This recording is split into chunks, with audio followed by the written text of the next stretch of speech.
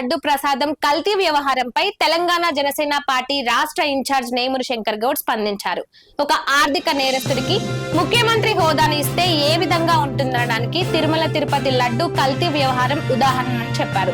అంతేకాకుండా గతంలో జగన్మోహన్ రెడ్డి 18 నెలల పాటు జైల్లో ఉన్నప్పటి సంఘటనలు ఆయన గుర్తు చేశారు. జగన్మోహన్ రెడ్డి జైల్లో ఉన్నప్పుడు వైసీపీ పార్టీ కార్యకర్తలంతా జగన్ ఫోటోలతో పాటు మహాత్మా గాంధీ ఫోటోలను కలిపి ఉమ్మడి రాష్ట్రం అంతటా కూడా అల్లకల్లోలాలు సృష్టించారంటూ ఆయన గుర్తు చేశారు.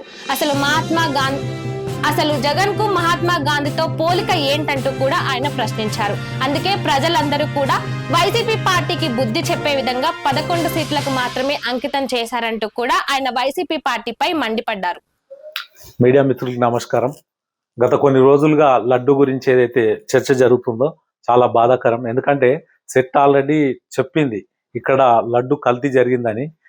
ఆర్థిక నేరస్తుల్ని మనం ఒక ముఖ్యమంత్రి స్థాయిలో కూర్చోబెడితే ఏం జరుగుతుంది అనేది ఉదాహరణ ఆ లడ్డు కల్తీ జరగడం. ఎందుకంటే గత ప్రభుత్వంలో ఎప్పుడు కూడా అటువంటి అంశాలు జరగలేదు. వీళ్ళు ఆ లడ్డీ కల్తీ అయిందని సెట్ నిర్ణయం తీసుకున్న తర్వాత వాళ్ళు ఏదో పోస్టర్లు వేసి మేము ప్రతితులమని చెప్తుర్రు. దీనికి గతంలో కూడా వీళ్ళు ఇదే రకంగా ప్రచారం చేసుకురు.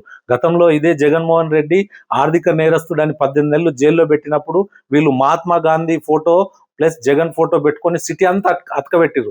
తెలంగాణ హైదరాబాద్ మొత్తం ఇదే పని చేసిరు. అంటే మహాత్మా గాంధీని జగన్మోహన్ రెడ్డికి ఏమైనా పోలికలు ఉన్నాయా? మహాత్మా గాంధీ పోయింది బ్రిటిష్ సామ్రాజ్యాన్ని కూలగొట్టి భారతదేశానికి స్వాతంత్రం రావడానికి ఆయన జైలు వేస్తే, ఈయన సొంత లబ్ధి కోసం లక్షల కోట్లు సంపాదించి జైలుకి పోయినోడు మహాత్మా గాంధీతో సహా ఫోటో పెట్టుకోవడం జరిగింది. ఈ ఘనత ఇటువంటి ఆర్థిక నేరస్తుల్ని తరిమి కొట్టకపోతే వైఎస్ఆర్సీపీ నాయకులు ఇంకా వాళ్ళ తోటి ఉన్నారంటే ఎంత దౌర్భాగ్యం అంటే, మీరు తప్పు చేసి ఈరోజు తప్పు చేయలేదు, ఏం జరగలేదంటే సెట్ ఏదైతే నిర్ణయం తీసుకుందో అందులో కల్తీ జరిగిందని మొత్తుకుంటున్నా కానీ వీళ్ళు ఇంకా ఏదో పోస్టర్లు వేసి పబ్లిసిటీ చేసుకొని, గతంలో కూడా ఇదే రకంగా పోస్టర్లు వేయడం జరిగింది. వీళ్ళు 18 నెలలు జైల్లో ఉన్నప్పుడు జగన్మోహన్ రెడ్డిది అదే రకంగా మహాత్మా గాంధీ ఫోటోలు వేసి పబ్లిసిటీ చేసుకోవడం జరిగింది. అటువంటి పబ్లిసిటీ నమ్మే పరిస్థితుల్లో ఇవాళ ఎవరు లేరు.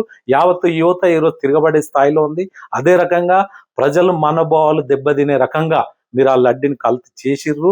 ఆ లడ్డు యొక్క పాపం మీకు కంపల్సరీ తగులుతుంది.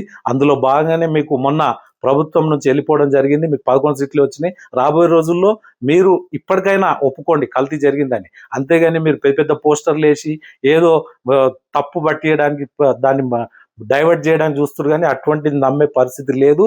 మీరు డబ్బులు ఆర్థికంగా ఈ 2 తెలుగు రాష్ట్రాలు ఉమ్మడి రాష్ట్రం ఉన్నప్పుడు కొన్ని లక్షల కోట్లు మీరు సంపాదించి సిమెంట్ ఫ్యాక్టరీలు పెట్టుకురు, సాక్షి పత్రిక పెట్టుకురు, సాక్షి ఛానల్ పెట్టుకురు, భారతీయ సిమెంటు, అదేవిధంగా స్టీల్ ఫ్యాక్టరీలు, బెంగళూరు ప్యాలెస్లు, కొన్ని లక్షల ల్యాండ్లు, కొన్ని ఎకరాలు, 100 ఎకరాలు, ఇదంతా మన యువతది. వీళ్ళ సంపాదన అంతా రాజకీయంగానే సంపాదించారు. కాంట్రాక్టర్లని బెదిరియడం, వాళ్ళతో పార్ట్నర్షిప్ చేయడం.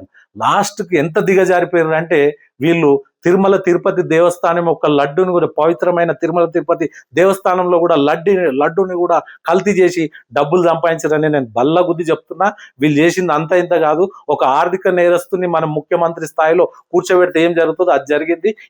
ఇకనైనా ప్రజలు ఆలోచించాలి. యావత్తు ఆంధ్రప్రదేశ్ ప్రజలు ఆలోచించి రాబోయే రోజుల్లో నిర్ణయం తీసుకోవాలి. వీళ్ళ ట్రాప్లో పడొద్దని నేను మీ నేమూరి శంకర్ కూడా కోరుతున్నాను.